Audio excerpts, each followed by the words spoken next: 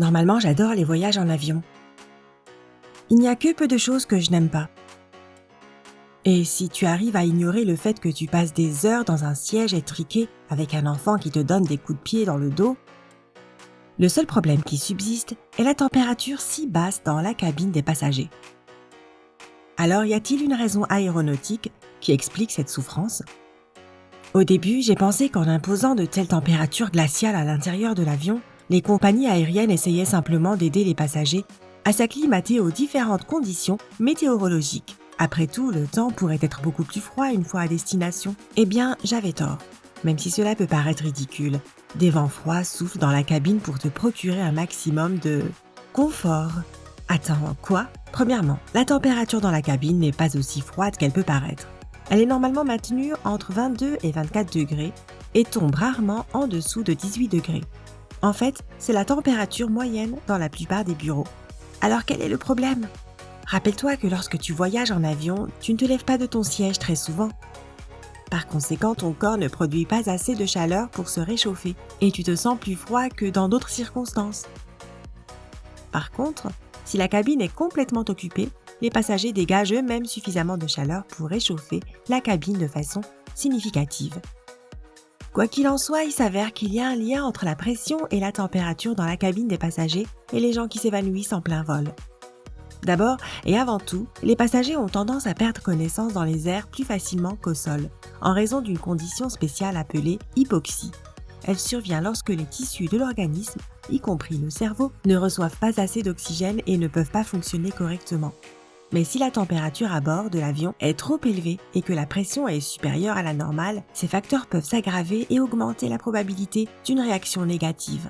Bien sûr, la température corporelle varie d'une personne à l'autre et la température confortable pour une personne peut sembler trop chaude ou trop froide pour une autre, mais par mesure de sécurité, les transporteurs aériens préfèrent maintenir les températures de la cabine passager un peu plus basses que la normale.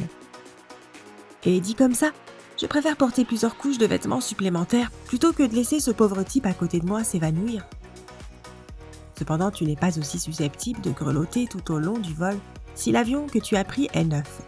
En effet, les nouveaux avions sont équipés de thermostats plus perfectionnés qui permettent de réguler plus précisément la température de la cabine. Et même si ce n'est pas possible de régler la température individuellement autour des sièges, les agents de bord peuvent la régler par zone. À savoir aussi que les membres du personnel n'augmentent la température qu'à la demande des passagers, parce qu'ils ne ressentent généralement pas eux-mêmes le froid. Après tout, les agents de bord travaillent et se déplacent constamment pendant que les passagers restent immobiles, et c'est pourquoi leur perception d'une température confortable est très différente de la tienne. Et enfin, as-tu remarqué à quel point il fait chaud dans l'avion avant le décollage, surtout par rapport au refroidissement mi-vol ? La clim de l'avion est toujours désactivée pour économiser du carburant jusqu'à ce que l'avion quitte le sol. Par conséquent, la chaleur corporelle combinée de toutes les personnes à bord, plus l'absence de climatisation, peut chauffer la cabine à une température inconfortable. La température maximale dans l'avion ne devrait pas dépasser 32 degrés, mais heureusement, il est peu probable que tu ressentes une telle chaleur en vol. Ok, maintenant il est clair que la cabine des passagers est fraîche pour ton propre confort, mais qu'en est-il de sa sécheresse ? Même les pilotes admettent que la cabine des passagers est incroyablement sèche et donc déshydratante. Il n'y a que 12% d'humidité, ce qui est beaucoup plus sec que la plupart des déserts. Malheureusement, les constructeurs d'avions ne peuvent pas faire grand-chose pour résoudre ce problème. L'air sec est un résultat secondaire des vols à des altitudes extrêmement élevées, où il n'y a presque pas d'humidité. Bien sûr, l'équipement d'humidification dans la cabine pourrait régler en partie ce problème, mais assez cher. Et les résultats n'en vaudraient pas la peine. Au-delà de ça, l'augmentation du taux d'humidité à bord de l'avion pourrait causer la corrosion des parois de l'avion. Au fait, quelle est la température la plus confortable pour toi à bord de l'avion ? Et comment réagis-tu au froid dans la cabine des passagers ? As-tu des astuces pour rester confortable pendant le vol ? Fais-le moi savoir dans les commentaires ci-dessous. Quoi qu'il en soit, la température à l'intérieur de l'avion a maintenant un sens pour moi. Mais qu'en est-il de la soute de l'avion où voyagent tes chers animaux de compagnie ? Quelles sont les conditions ? Beaucoup de gens sont surpris d'apprendre que la soute est pressurisée, tout comme la cabine des passagers. ils utilisent le même air que dans la cabine pour climatiser la soute, mais cet air est un peu plus frais lorsqu'il atteint la soute, qui est également moins bien isolée que la cabine. C'est pourquoi la température des soutes, bien qu'elle varie selon le type d'avion, ne dépasse normalement pas 7 degrés Celsius. N'est-ce pas trop froid pour les animaux qui sont transportés dans la soute? Ne t'inquiète pas, la zone où ils sont placés est chauffée jusqu'à 18 degrés Celsius. Et si un avion transporte des marchandises sensibles à la température, il y a des conteneurs de frais spéciaux avec contrôle de la température à l'intérieur. Mais si la température à l'intérieur de la soute n'est pas aussi glaciale et que l'air est pressurisé, pourquoi les passagers clandestins survivent-ils rarement à cette expérience? Le problème, c'est que ces gens ne se cachent pas dans la cabine ou dans les soutes, mais dans les arches des roues ou le train d'atterrissage qui sont pleinement exposés aux éléments. Et comme tu le sais, plus un avion monte, plus il fait froid.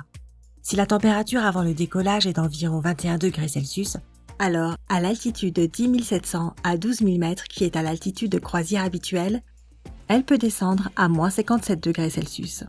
Très peu de gens sont suffisamment préparés pour résister à des températures aussi basses, même pendant 1 heure.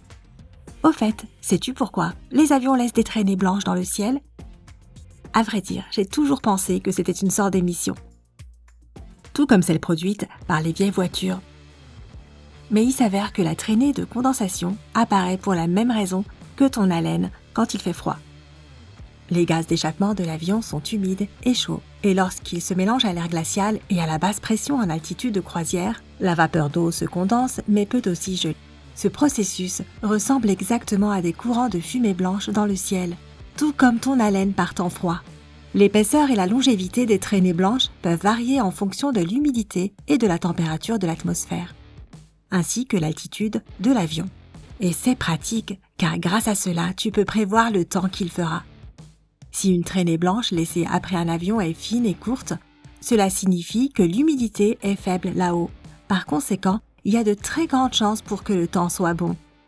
Mais si tu aperçois une traînée épaisse et longue, prépare-toi à une tempête.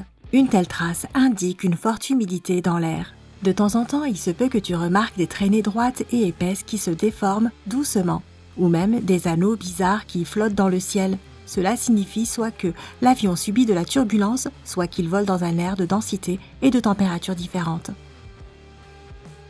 Un autre phénomène surprenant dont tu as probablement été témoin est le vol de 2 avions à proximité, l'un d'eux laissant derrière lui une longue et épaisse traînée, et l'autre presque invisible. La raison peut résider dans le fait que différents avions ont des moteurs différents. Par exemple, si un avion a un moteur plus récent, ses gaz d'échappement peuvent avoir une température plus basse, si bien que la traînée sera très différente de celle d'un avion ayant un vieux moteur. De plus, la longueur et l'épaisseur de la traînée dépendent de la puissance et de l'altitude de croisière de l'avion. Dans ce dernier cas, on pourrait penser que les 2 avions volent côte à côte, mais en fait, ce n'est qu'un effet visuel, et ils se trouvent dans différentes couches de l'atmosphère. Et comme une couche peut être beaucoup plus humide que l'autre, les avions laissent des traces différentes.